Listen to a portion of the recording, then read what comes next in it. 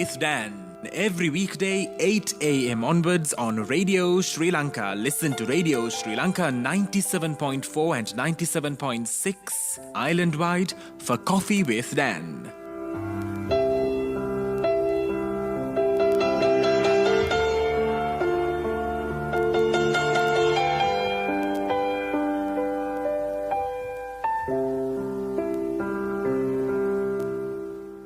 Good morning and welcome to Coffee with Dan. This Friday, I have with me Dr. Jayantha Pathirana.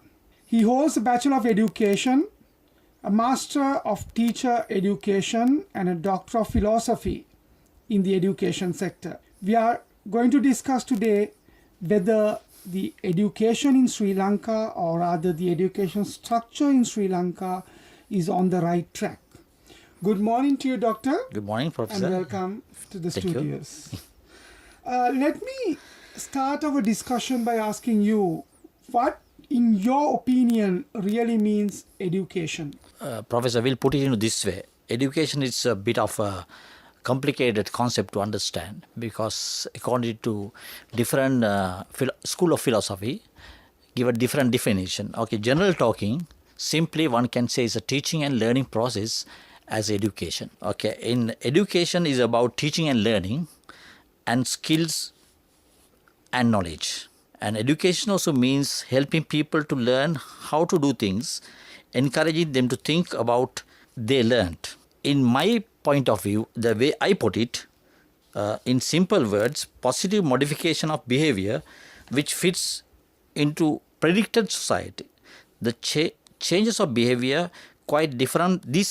The change of behavior which I refer is quite different away from behavior of changes goes with the growth. Because when you grow up, changes behavior take place. But this educational change of behavior is predetermined. We are having a plans in our mind. I will tell you what this plan in later. It is a different from changes of behavior comes with the growth. It's purposefully we make environment to teach, make permanent changes, not the temporary changes. Permanent changes in the behavior, we can call it a education process. This behavior of change is very well planned in the field of education. Rather than touching on the philosophical aspects of education, we know that the notion of education was developed since time immemorial. Now at the moment, parents and children are considering different types of education to excel in their future careers. Considering these, what are the types of education that are more suitable for people, humans, as well as for the society? Okay, let me put it this way. When you are approaching a scholastic angle of education, there are different, we can identify three type of educations, which can be called as a formal education or called institutional education, where you find a predetermined map. I call it a curriculum. In later we can discuss what the curriculum is. That's called formal education, where you find a correct path and that can be tested whether you achieve the behavior changes. And that's a formal education. There are another type of education called non-formal education. Like this type of things we call as a non-formal education, workshop, discussions, and having a target to achieve, but no correct path to follow. And informal education, by being in the society, you get exposure to learn. Naturally, you learn by exposure to the environment. That I call informal learning, where you don't have path or target to achieve. That learning can be differ from one person to another. It goes with the individual differences. With the one stimuli, two person can get two ideas. That's the matter of personality. This formal education is meant to mold personalities within the school system or within the specific institute with specific qualification, qualified fellows to follow the curriculum and specific time to practice some subject. For instance, maths and science like in the morning and aesthetic subject in the evening, like that. It goes with the how your brain function and all. It's a systematic plan, or I rather call it a curriculum. When you call it the curriculum, or since you mentioned about this curriculum, some feel that the curriculum of a certain area seem to be insufficient sometimes. And for example, we say that our school education sometimes may lack the proper curriculum in order to mold good citizens to the country. So what do you mean by this curriculum? At a very later, you are quite right, Professor, because we don't have our own curriculum. We are just running. It is for me. It is easy to put curriculum, the etymological meaning of curriculum, to understand what it is first. It's a Latin word derived from Latin and form a term called curriculum is a curricula, currency, carrier or courier, the running path. We don't have our own curriculum. We got the modification of British curriculum adapted into our system, which is not fit into our culture. That is the problem. We had our curriculum in our early education system like Pirivens and other things, but it's ruined, no more there. Now we are running on someone other's track. That is the problem. That curriculum not meant to mold citizens of Sri Lankan citizen. That is something else, like black skins with a white head. That is the missing part. That is irony. So, in your opinion, how can we change this in order to suit our environment? That's a good question. Yeah, because if in a field of education there's another subject called comparative education, we have to get the examples compatible to us. For instance, that's after World War II, the samurais of Japan, they modified their curriculum, British technology, Western technology into their culture.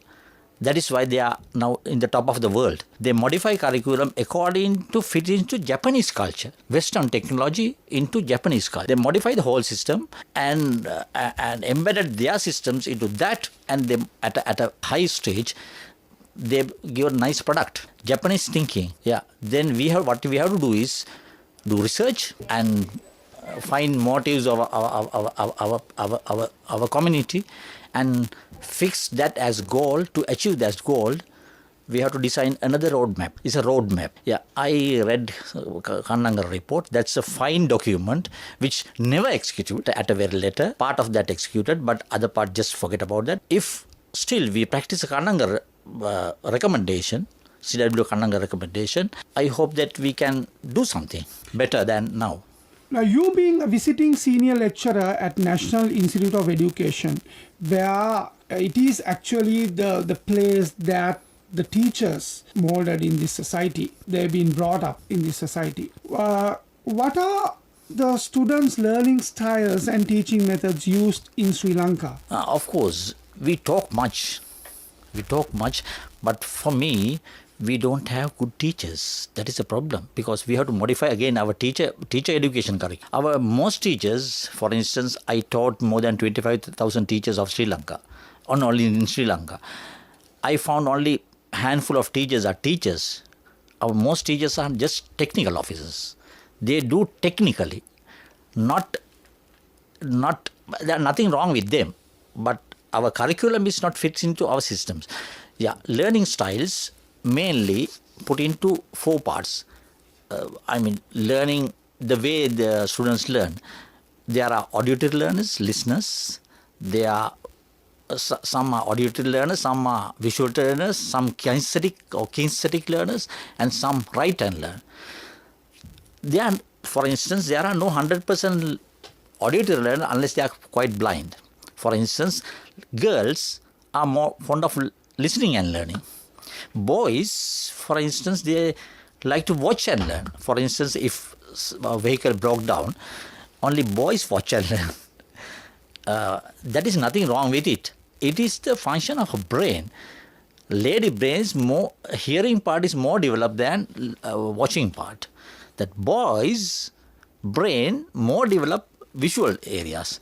Then those are the learning styles we have to understand and modify a method of teaching according to fits into the personality of the students. I don't say there are no 100% auditory learners, there are no 100%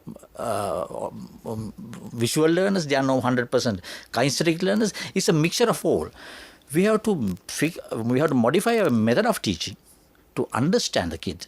They're saying in Latin saying that to teach Emil Latin, knowing Latin is not enough. Knowing Emil is more important than knowing Latin.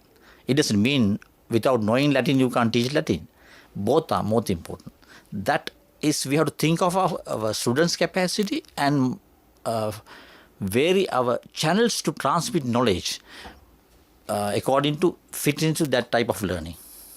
So with your view, I understand that we have several problems in our education system.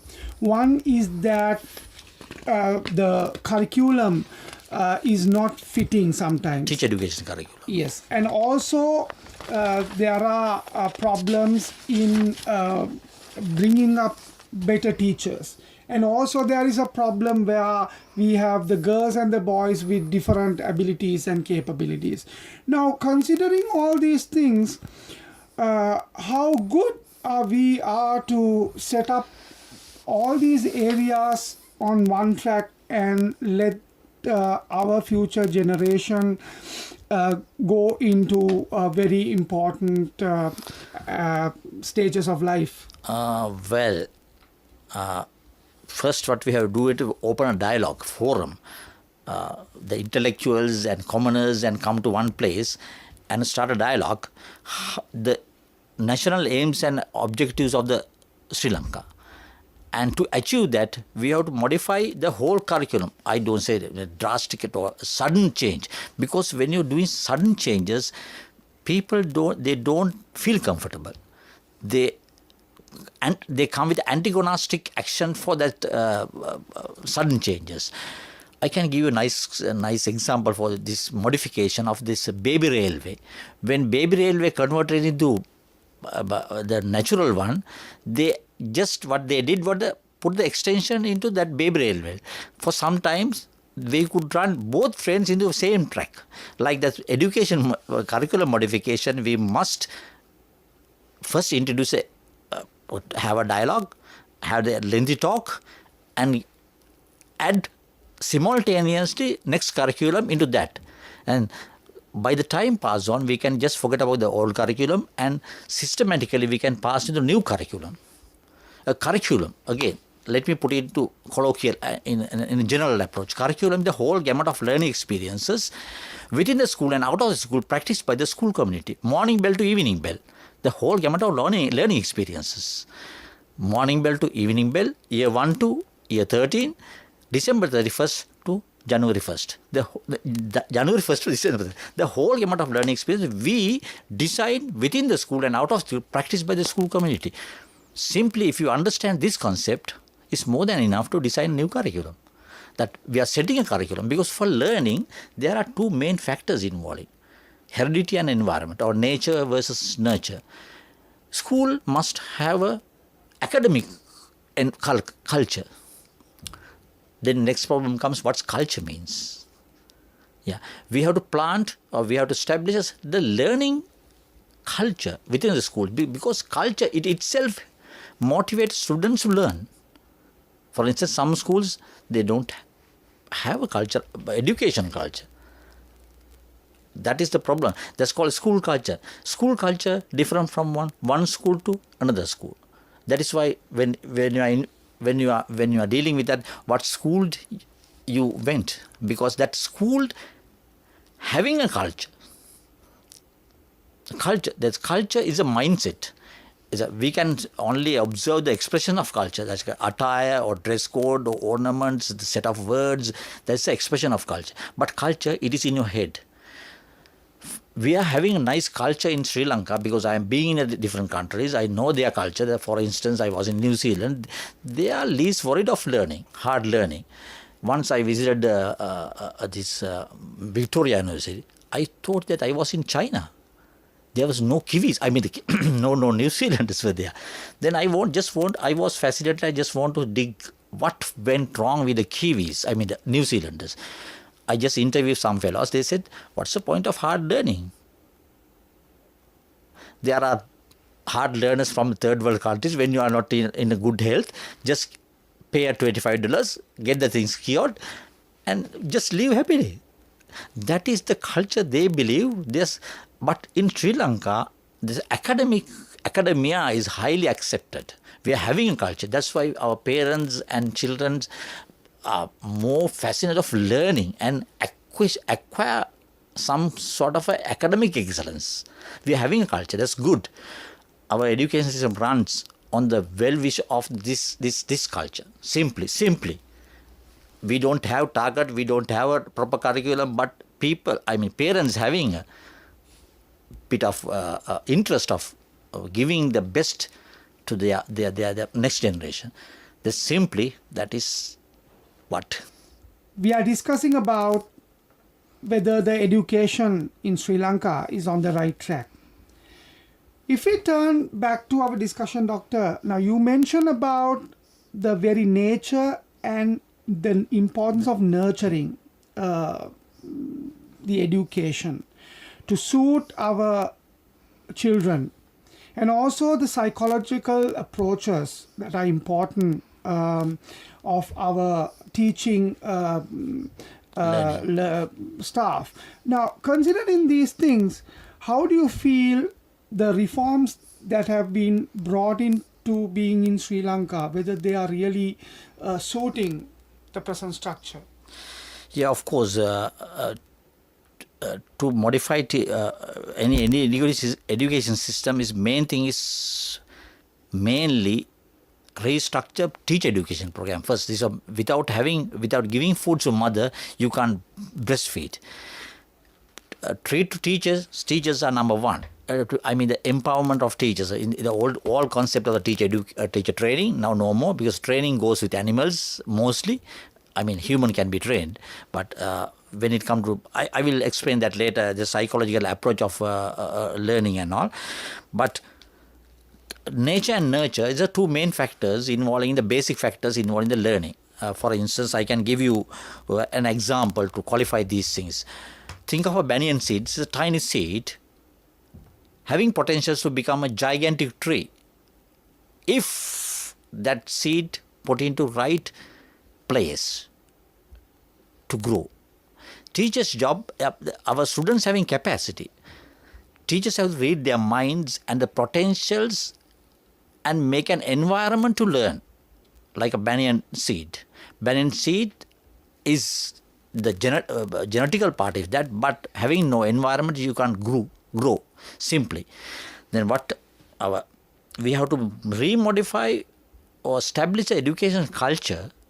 We are having a educational culture in the all over Sri Lanka.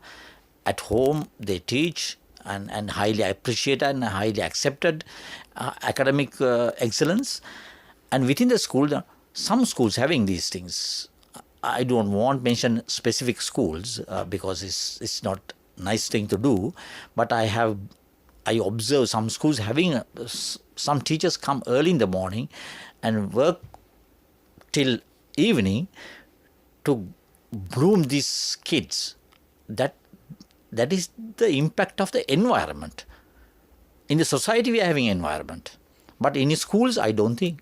I have a second thought. Some schools, yeah, but not some schools. Yeah, type of learning. This is the most important thing in teaching profession. There are, common. I shouldn't say that commoners as people and parents. There are few type of learning that can be considered for teaching and learning, mainly called behavioral learning. Behavioral learning means by responding stimulus, we learn naturally. Natural learning. That is the one type of learning. Primitive learning, the primary type of learning take place in this way. By reacting for stimulus, it continues in our learning process. Next stage is social learning. social learning take in this way. For instance, they observe their parents and learn things, retain in their mind. When the time comes, they imitate it. And that imitation, when get rewarded, it's established. It furnished, it worn out. That is how social learning takes place. Another type of learning takes place. This is the most important thing among other places, cognitive learning.